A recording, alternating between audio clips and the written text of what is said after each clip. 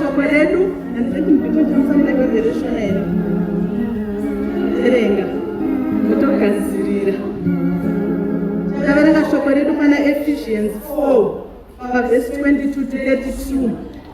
Natisezvo tichipedza gore nhasi nyaya yangu ndaipa musoro weshoko unoti wapiwa mumwe mukana iwe, you have been given another chance yekupinda mugore dzounamate Mwari. Amen.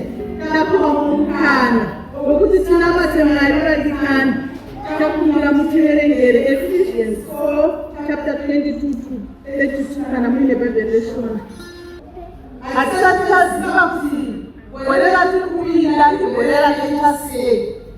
Hatisati taziva kuti gore ratiri kupinda tichasangana nei, zviri zvatichapindana nazvo. Mugore ra2020 ndiro takapinda tisingazive kuti tiri kusangana nechirwere chekorona. Amen. Tikatitakura korona kusvika gore rapera. 2024 hatisi kuziva kuti akatibatira chii, hatisi kuziva chii chatisangana nacho. Pane kamwe kakuzo kakatendera pasocial media yevarume vanenge vakagara papikapfo vakachenuruka vakabata shaya karunzi hanzi varume ava vamhanya kunodongorera 2024 kubva pavadzoka havasati vataura chinhu. Amen. Hamene taonei kugorera 2024 ikoko. Amen. Saka tese hatisi kuziva kuti gore iri rakatibatira chii, asi tiri kungotarira kuna Jehovha kuti Mwari wachatitakura sekutakura kwaaita mugore ra2023. Amen. Zvakawanda zvasangana nazvo mugore ra2023 zvizhinji zvakapelana nazvo, asi Mwari vatiitira nyasha. Masiwewo wachimuka mazuva rega rega uchikwira kumwe uchienda kubasa uchidzoka uri mupenyu. Inyasha dzakazvikwanira. Kuna umwe munhu akabuda haana kudzoka, akatozokoya foni kuti iri hama yenyu here, ikatopera zvakadaro. Kuna umwe munhu akatomira kuchipatara arwara haana kudzoka, asi warwara mukamuka. Ngaticherechedze kurwa Mwari. Amen. Ngaticherechedze nyasha dzaJehovha kwazvatisapera negwamene rakasviswa rinochena zvakunaka nomoodza pakati pedu akarara nezara mugore ra2023 tichimuoma tichidaro inonono yakaoma isingabvumi, asi Mwari vatitakura nenyasha dzavo vafamba nesu tichikusvika kunhasi. Amen. Ngativatirei Mwari. Mushoko redu rakatangira paEphesians vari kutaurwa nyaya yeusha. Ngatipinde kugoredza tichiri vanhu vatsva, tichitanga zvitsva, tichine unhu husva. Amen.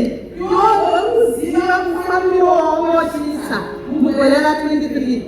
Iwo kuziva zvaurikupinda nazvo wakatsakuka mugore ra2024. Iwo kuziva zvaurikufanira kusiya mugore ra2023 uchienda kugoredza. Amen. Kusiya munhu wakare, siya mufambiro musha, siya zvinhu zvakare. Amen. Tichapiwa mumwe mukana hama wokunamata Mwari, tichapiwa mumwe mukana wokusvibira Mwari. Ngatisiyei zvinhu zvakare. Hatitende kuvandudzwa mukufunga kwedu. Tine vaKristu vanofunga kupera rikatokanyika. Amen. Tikaenda kweZesu harikufunga munhu musha akafanana naye akagumira nezvipenyu. Mwari vanotaura mushoko kuna 61:16 hazvireva vashenzi zveiri mutsvene. Amen. Ini hangu tisaziva kuti patiri kuinda mugore ra2023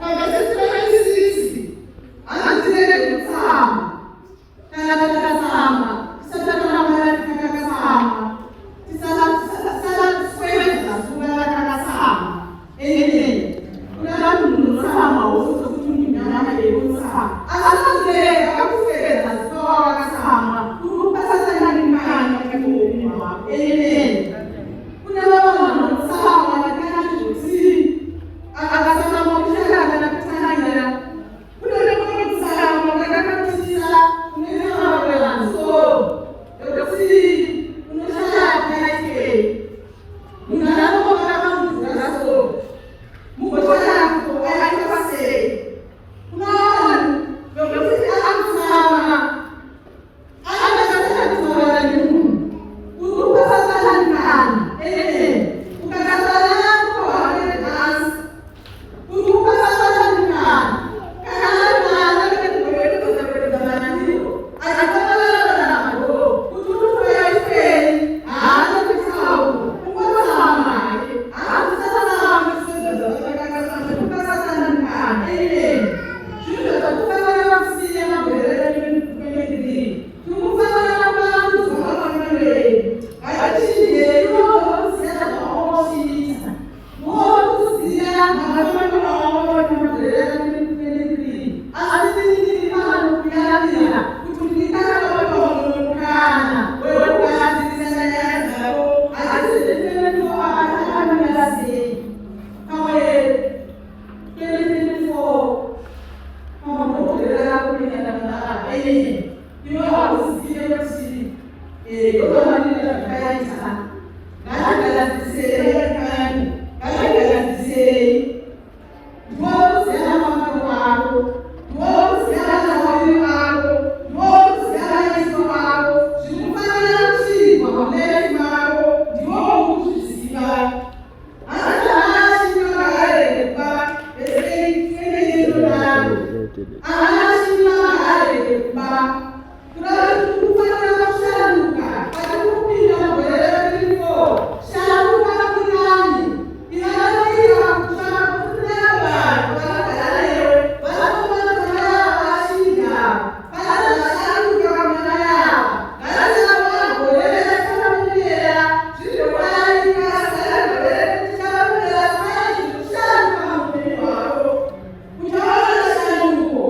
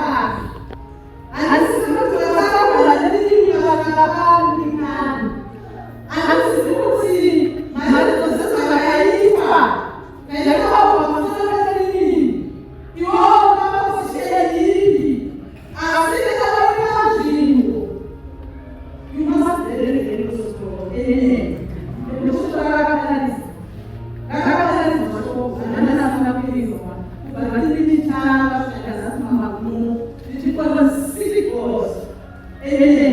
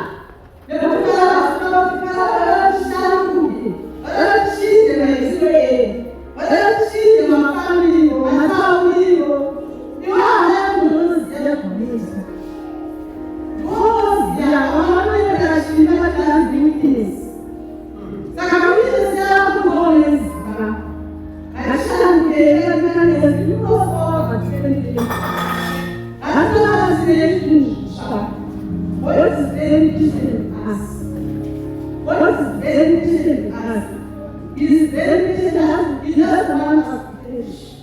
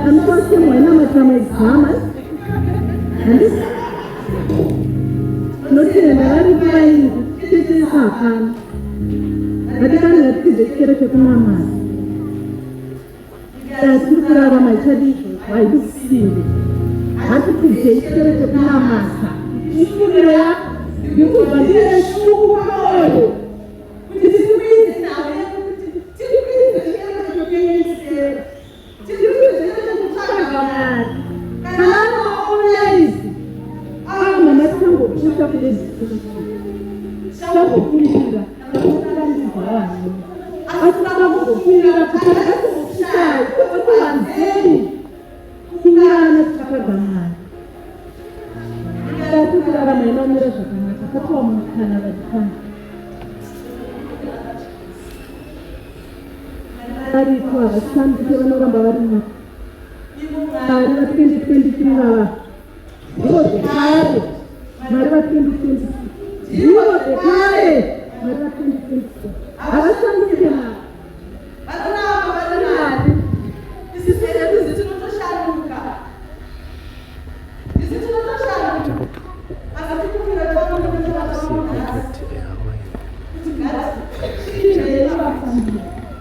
asi tikufira wakare unokuziva wakare akakugara unokuziva wakare akakupfeka zvaanoita kuziva akazisiya wakare unokuzivauzipasi unovaranini vanoramba vari muzvinhu zvokudhara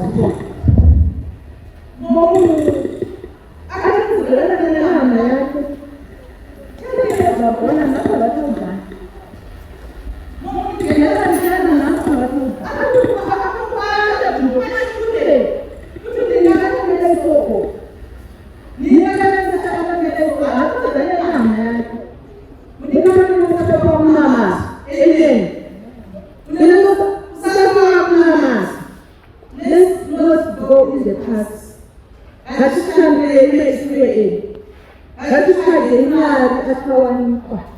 Mari vatiripo vatiwa mumukana kuti tione gore ra2024 tatenderwa kupinda mugore ra2024 tasakurwa nyasha kupinda mugore ra2024 atishandei zvinoshanduka atigadzisei zvinoda kugadziwa kuti tisangane naMwari.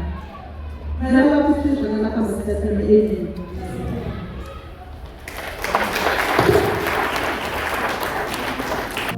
As we take stock when they say, God help me.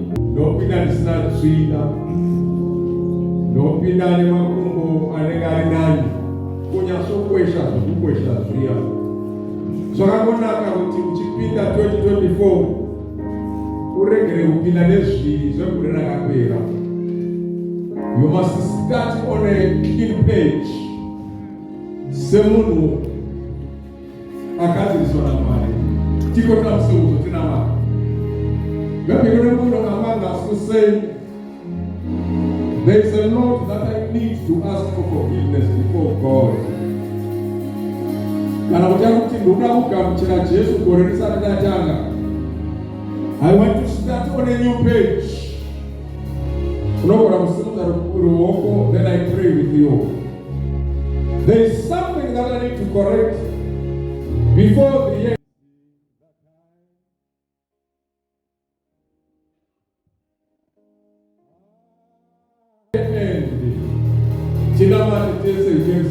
Lift up your hand. Sinamati pamwe. Aripoelea kufundisha sinamata nini? Bwana tunatoka kabisa. Ninotenda naona ruoko Bwana tuwele. Kufundisha sinamata ine. Ndiruda kugadzirisa. Ndotanga gore ndakachena. Mwari akonditira zvakanaka. Anyone again? Put another hand.